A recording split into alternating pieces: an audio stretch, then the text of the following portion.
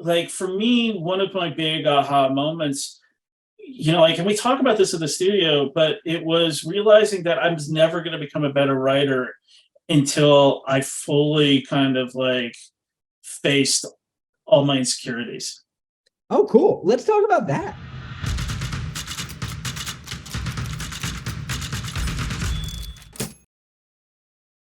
Hello, I'm Jacob Kruger, and this is the Write Your Screenplay podcast. I have a really special guest today, Christian Lybrook, who is one of our ProTrack mentors at Jacob Kruger Studio.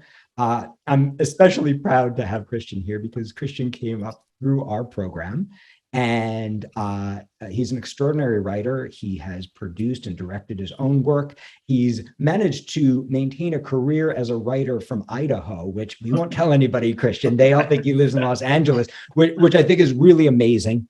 And he's also just an extraordinarily sensitive human being who has incredible emotional intelligence, both for his characters and for the writers that he's working with. And so we're going to be talking about the inner game and the personal side of becoming a writer today with Christian. So welcome, Christian. Thank you so much for being here.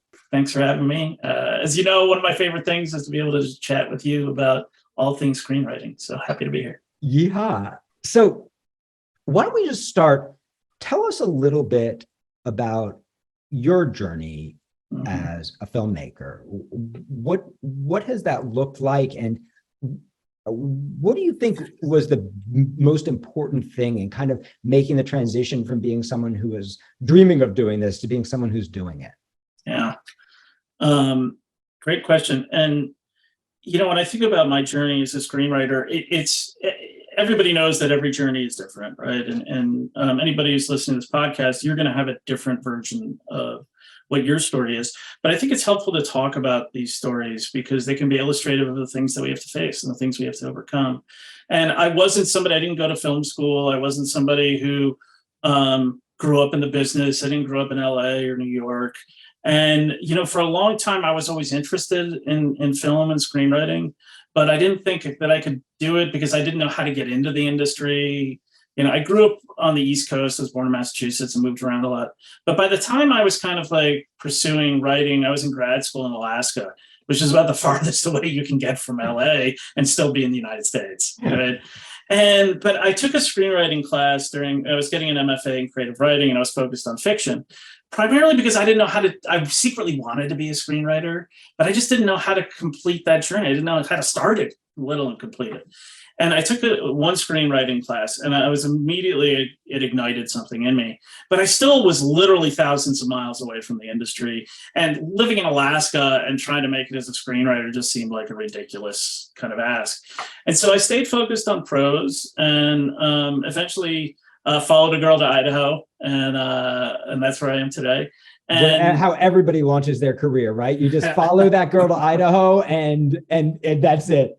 That's right. And I'm very grateful, even though she and I broke up a year later, we're still good friends, and I'm still grateful to her for my arrival here. But one of the things that Idaho did is it's a very small place. And so you could do things and meet people much more easily. It's a very small community. So you meet one person and you're meeting, and they're going to introduce you to the next person and the next person. And but it was also at this time when technology was being democratized, and if you owned a video camera and a computer, you can make a movie. And that was really my entree into kind of taking a stab at this stuff, because I didn't have to be in LA. I realized I didn't have to be surrounded by pros. I could just make it up as I went along. And the first short film I made was with some buddies. None of us had training and none of us had experience, and we all thought, how hard can it be? Turns out it's really fucking hard to make a movie, even a crappy short film. And so, but it was a great introduction, and there were elements of it that I fell in love with. I taught myself how to edit, and I loved that process of the puzzle coming together visually and like cracking these problems and being able to insert a shot, and suddenly the whole thing came together. And it also the editing process provided a new light on the writing process, because then I got to see things from start to finish. Right, in terms of film, and we were directing the things that we were writing, and they were just goofy little sketches, but it kind of like set the stage for me. And that's when I started to say, maybe I want to do this more seriously. And I had this little short film that I wrote with some of my buddies, and I directed it. And it was just this creepy little ghost story, but it was the first time that the images I'd seen in my head were actually rendered on the screen in a way that really mimicked what I saw. And it felt like a film, not just a video. And I went, oh, maybe I can do this. And so I really kind of like spent a lot of time, was working full time and trying to make a go of this stuff. But there was a huge piece of it that I didn't have yet. And you talked about the emotional intelligence. And I'll be honest, I don't think I'm naturally gifted in that way. I've had to work really hard at it, because my natural inclination is to take my emotions and to take the things I'm ashamed of and the things that I fear and the things that I don't want people to know, and keep all of that at arm's distance. I don't want anybody to see that stuff. Why? Because I'm terrified of being judged. And but I couldn't face that. I didn't even realize it like earlier in my journey. I was just somebody who was like, this is how I write characters, but I was never going deep on them. But there were elements of things that were working, but I could feel it, but I couldn't figure out what I needed to do. And fast forward a number of years, and my mother had died. She died of cancer in 2017. And I started kind of like, there was a whole lot of family drama that was happening during that time. And I knew that I needed to write about this stuff, but I also knew that I couldn't write about it and still keep all that emotion and all that grief and all the shame and everything else. I couldn't keep it at arm's length, that I had to let it in and I had to let it out onto the page. Otherwise, people were going to read it and realize that it just felt surface and it felt fake. And it was one of the hardest things I've ever had to do, because I'm terrified of people like seeing the real me, right? And as I went through the process, that was the script City of Trees, which is a family drama about a guy who's got to come back to his hometown when he realizes his mother is dying. And I was like, how's this movie going to be different than every other movie that feels like this? Right. And that's when I started to realize it was how I was telling the story. It was elements of structure and the choices I was making, but it was also being very honest and vulnerable with my own experience. And the things that I'm truly insecure about, and putting those on the page. And that's when, even though people had said this to me a million times, when I was in my MFA program, Charles Baxter, who's a novelist, had come up and he had read one of my short stories. And I honestly don't remember what we talked about with the short story, but I do remember him saying at the end of it, Christian, if I could give you one piece of advice, write what scares you. And I was like, write scary things. Because I was an idiot, because I didn't really want to embrace. I knew what he was saying, but I didn't want to have to face it, right? Yeah. And that idea of writing what scares you is what I finally did in City of Trees, in this family drama, where it was like, because that's what everybody wants, is to know that they're not alone with these feelings of inadequacy, these feelings of shame, of grief, of all the things that we don't want to talk about. And as I started to put those on the page, I could feel not necessarily a weight being lifted off of me, because I still carry this stuff around. It doesn't go away, right? But energy is neither created nor destroyed. It's only changed, right? And so that energy that I had, it's not that it went away. It's not that it was eradicated, but it transformed into something different through the writing process and through embracing kind of like all the things that I was terrified to. And it was the first really straight up drama I had written, partly because I think I realized that I was afraid to face this stuff. And I knew that I would have to.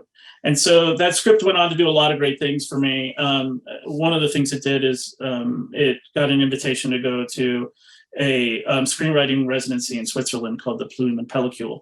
And they had what they called consultants from all over the world. And I was meeting with one of them, and he's Cuban and he doesn't speak English as his native language, so there's a translator there for us. And we're at the end of our conversation, and he said, da da da da da da, and the translator says, oh, he was asking how long it took you to write the script. And I thought about it, and I said 48 years. And I wait for her to translate, and then he laughs, right? Because he understood that this was a story that was a lifetime of accumulation of events, of experiences, of emotion. And I think everybody has a version of kind of like going through, here's my idea of what a screenwriter is. And then when the rubber meets the road, here are the things that we really have to do. I'll never forget my introduction to Christian.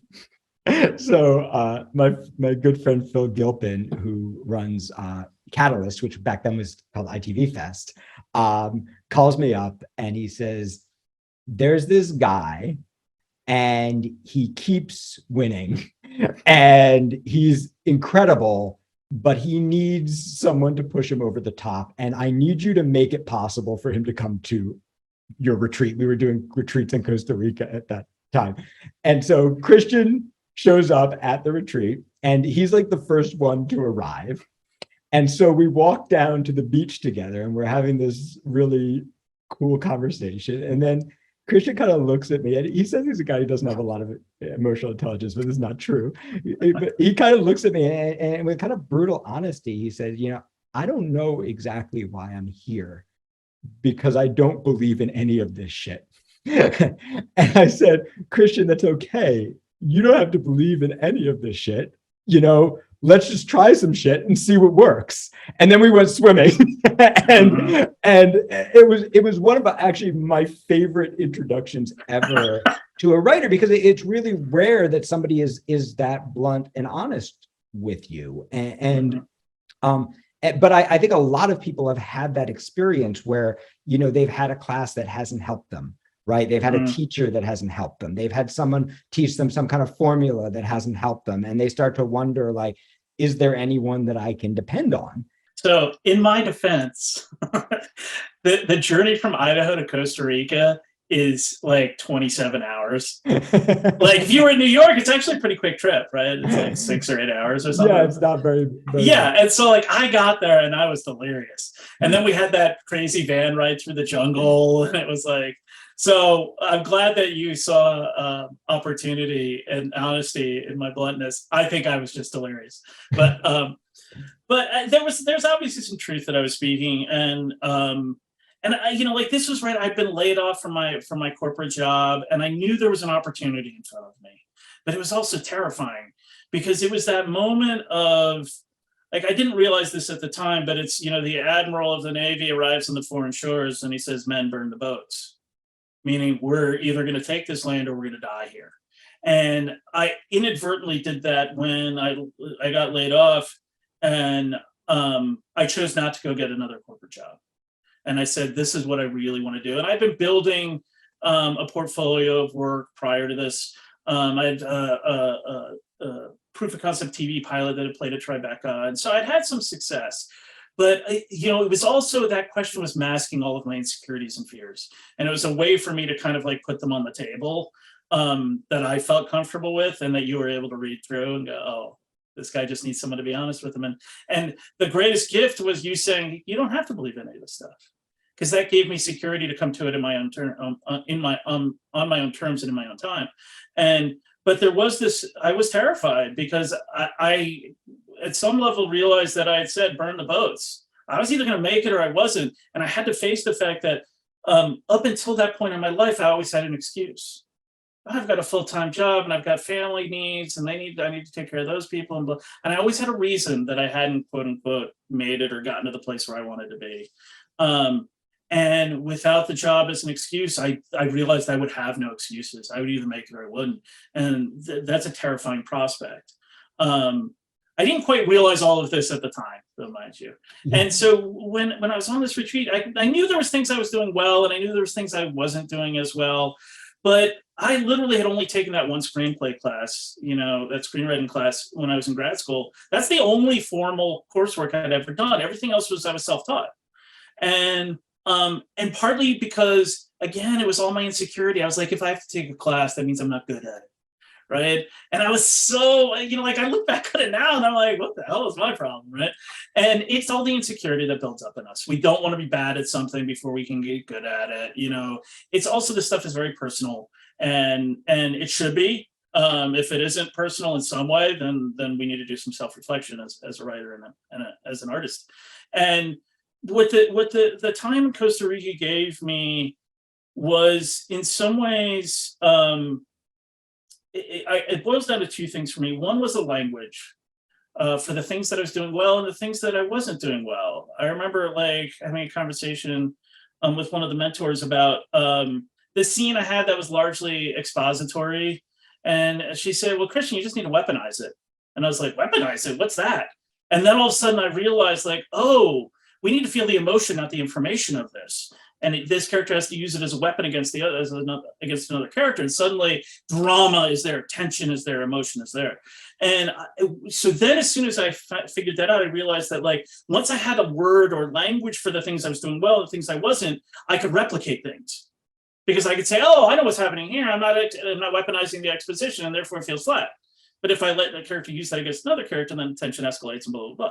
And so the idea of having a language for this stuff was surprising to me, that was an aha moment for me, because I didn't realize it could be in some ways as simple as that, right? Yeah.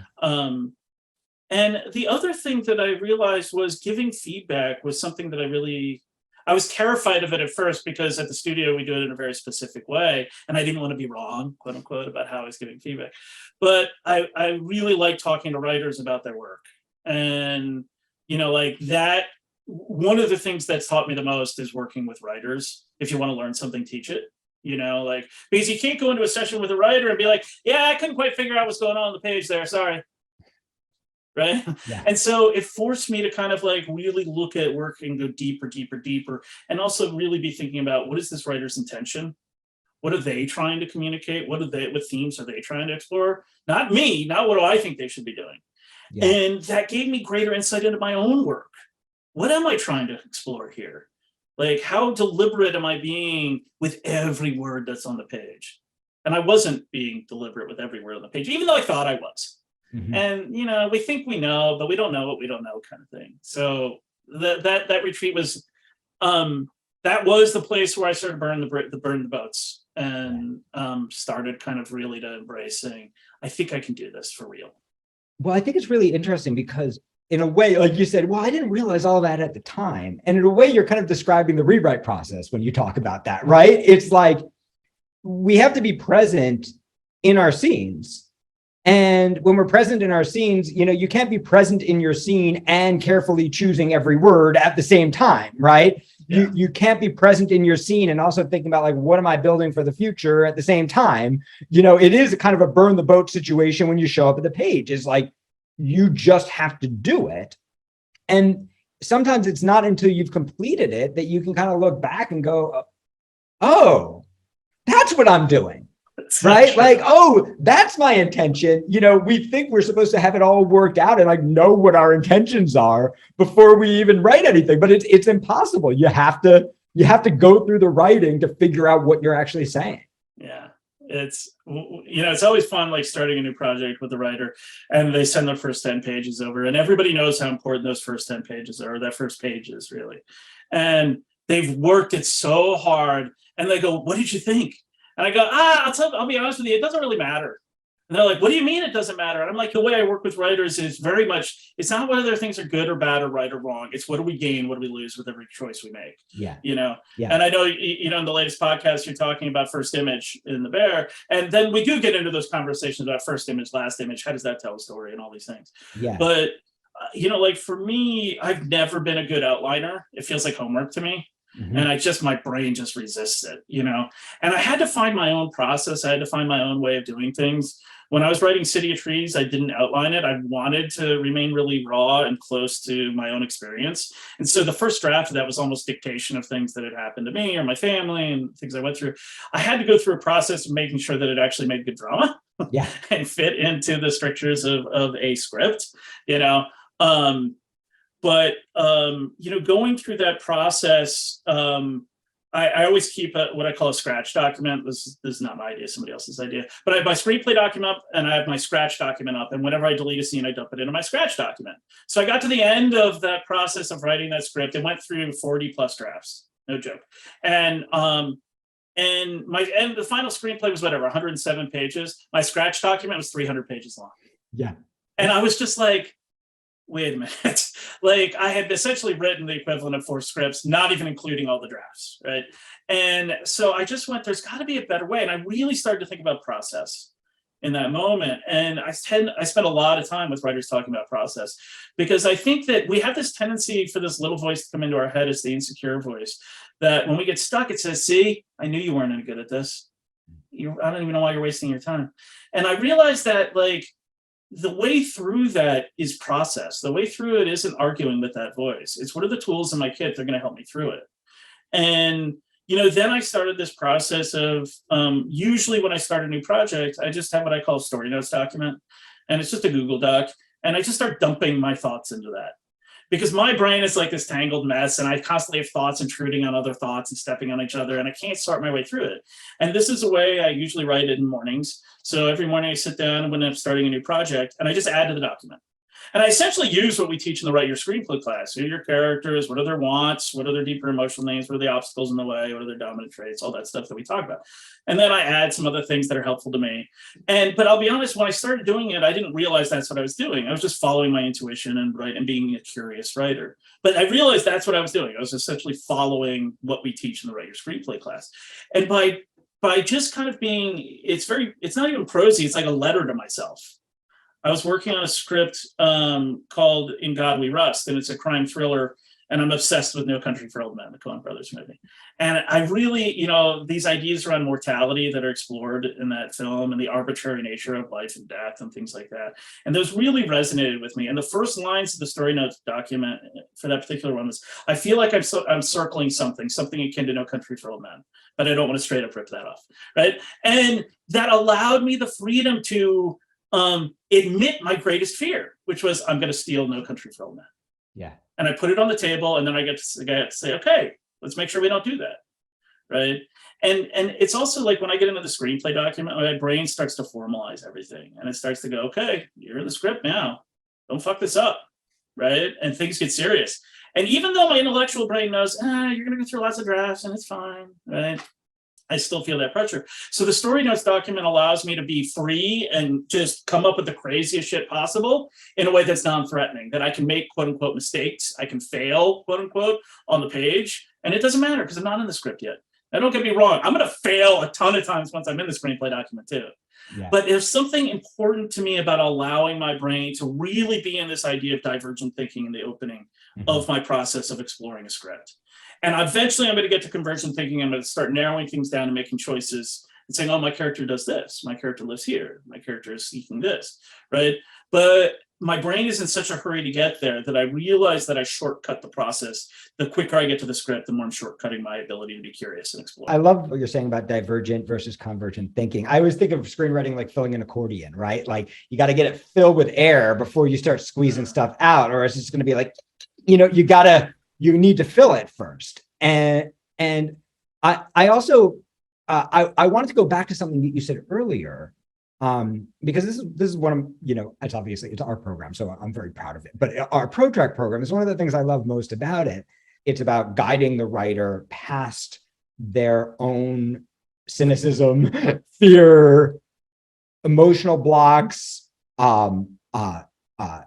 challenges, structural challenges. Sometimes it's pure craft. Sometimes you just don't have the craft yet to actually know how to see it or know how to get it down on the page in a way that you can visualize it or know how to hear it, right? And so this process, right, is and this is why it's so helpful, I think, just to have someone who's so knowledgeable there at your side, because sometimes you don't actually have the tool yet to diagnose where you need to be focused on. And if you don't have the tool to know where you need to be focused, then you're probably thinking about the 10,000 things you're supposed to be doing, as opposed to the one thing that's really going to move the needle for you. And I love what you're saying to kind of tie that all together to the Costa Rica story that I'm sorry I made you tell. But right, it's all good. If it makes you feel better, my air conditioning isn't working, so I'm sweating as if I was in Costa Rica. So,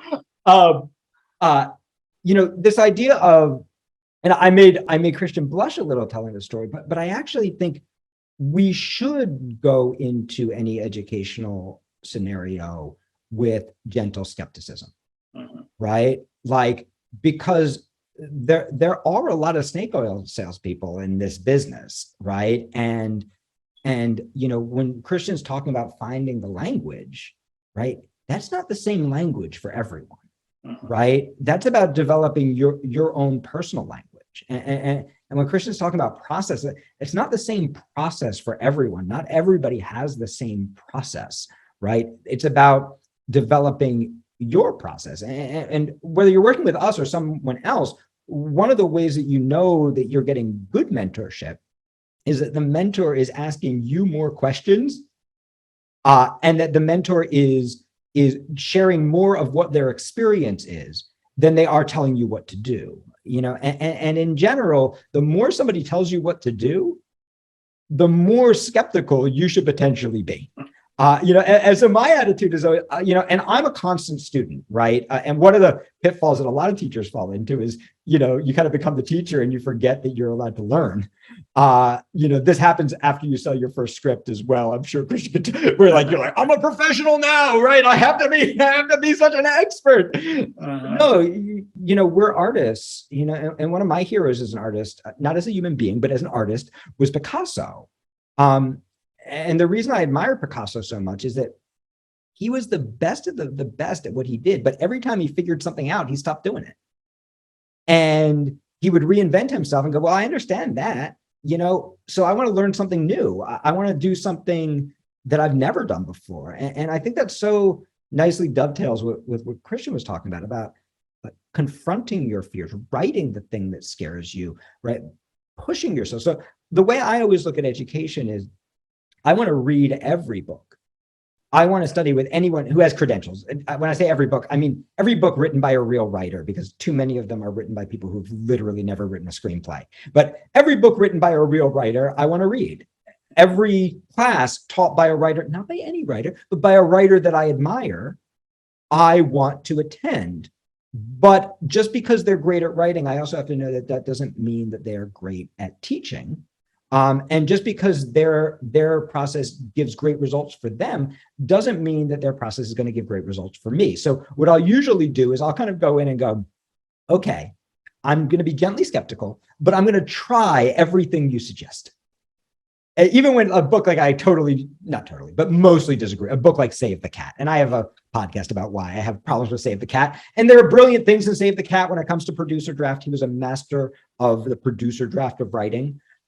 He was terrible with character, which is why I struggle with him. But I wrote my Save the Cat movie, right? And okay, let's try it. Did it help? No. Did it help me learn a little something about the producer draft? Yes, right? And so, you can learn something from everybody, but what happens all too often is that we kind of glom onto something as if like this is the way, right? And I'm here to tell you, like, my way is not the way. Christian's way is not the way. If you meet the Buddha on the road, kill him, right? Like, our way is not the way. And the job of your mentor is not to show you their way. The job of a good mentor, I believe, is to help you figure out your way. Yeah. Again, if you want to learn something, teach it. Like, it is such a gift to work with these writers who are willing to share their work and their vulnerability with me. And I learned so much from working with them, because everybody's got strengths. And to your point about, like, good writers, good artists, good human beings are going to constantly challenge their kind of like base of knowledge and go, how do I get better at this?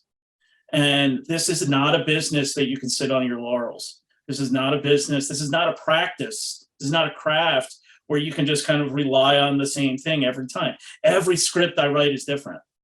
Like, the most recent script I've been working on it started with this, my producer and this director we work with, we're all texting back and forth. And he was like, what about this idea of a hunter who's out in the woods and finds a dead body?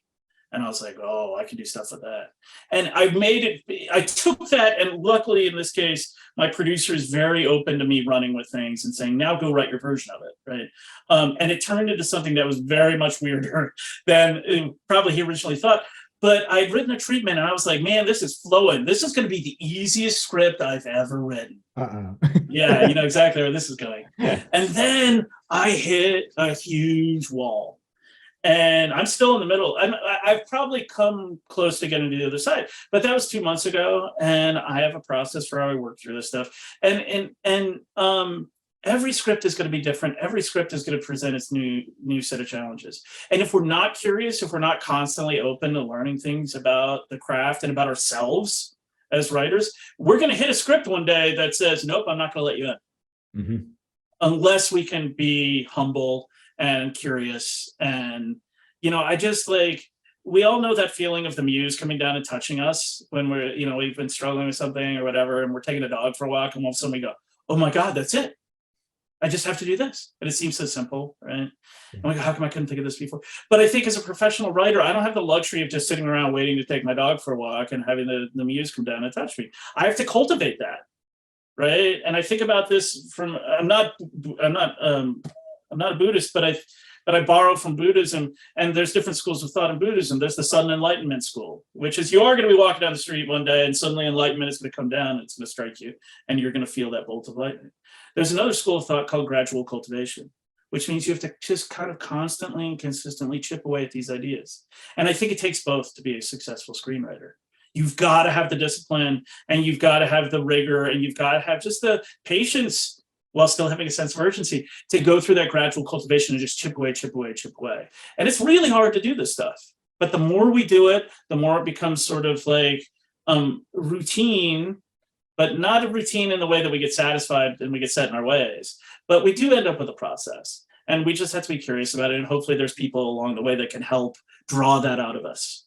Like I go back to the Latin root of the word, educo, educate, which means to lead out. Right? It doesn't say anything about doctrination. It doesn't say about do it this way. You're leading that person out of the place that they are to a place that is someplace new. Well, that is really beautiful. And I wanted to say a lovely place to end, but I have to talk about one more thing with you, Okay. which is you are starting up a brand new workshop at the studio. And I wonder if you could talk a little bit about that workshop and how it's going to be constructed and what it's going to do. Yeah. Well, yes, I'm really excited because it's a different way to work with writers.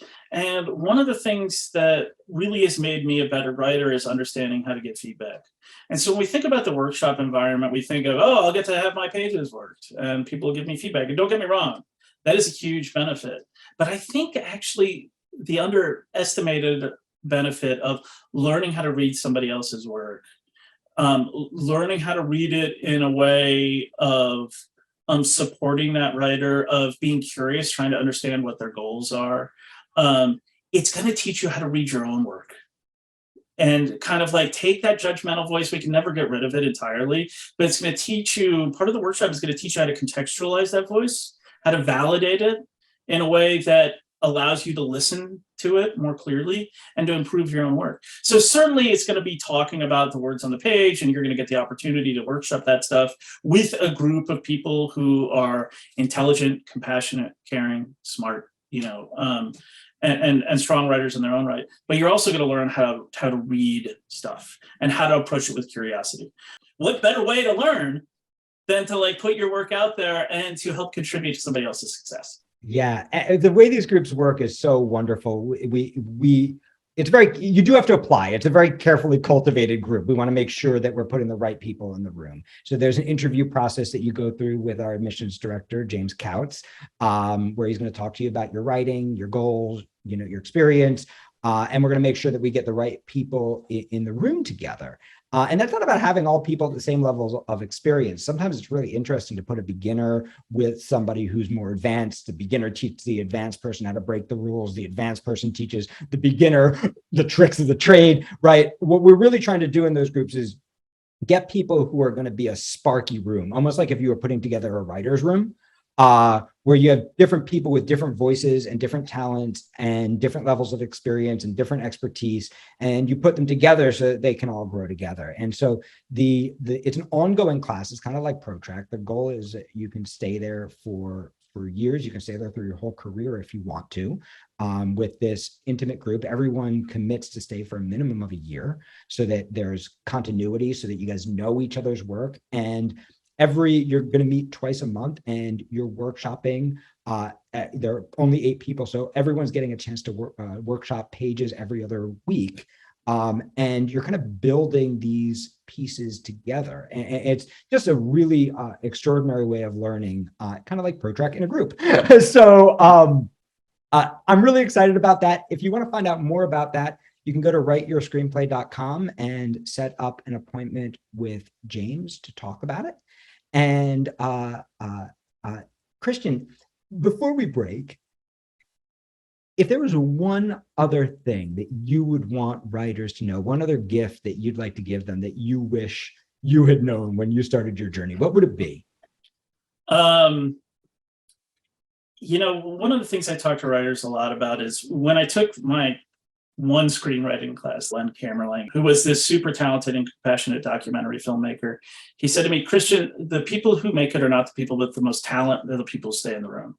And that's something I've taken with me to this day. And when I'm working with writers, I say there are so many things we cannot control. We can't control whether people like our work. We can't control whether somebody's going to give us money. We can't control whether they're going to get it made. But we can't control the words on the page. And if we come back to that page day after day, week after week, month after month, year after year, good things can happen. So stay in the room. Yeah, I love that. So stay in the room, keep digging till you find your voice. Decide you're not going to let go of your script until you make it good, rather than asking yourself, are you good enough? And I think you'll be surprised about just how beautiful your journey can be. So thank you, Christian, so much for being with us and for all this wonderful advice. If you want to study with Christian, you can do so online from anywhere in the world, one-on-one in ProTrack or in a group. If you're interested in any of our other programs or a full transcript of this podcast, you can find it on writeyourscreenplay.com. And if you want, you can even join us for free every Thursday night for Thursday Night Writes, where Christian is sometimes a guest. So thank you all so much, and we'll see you soon.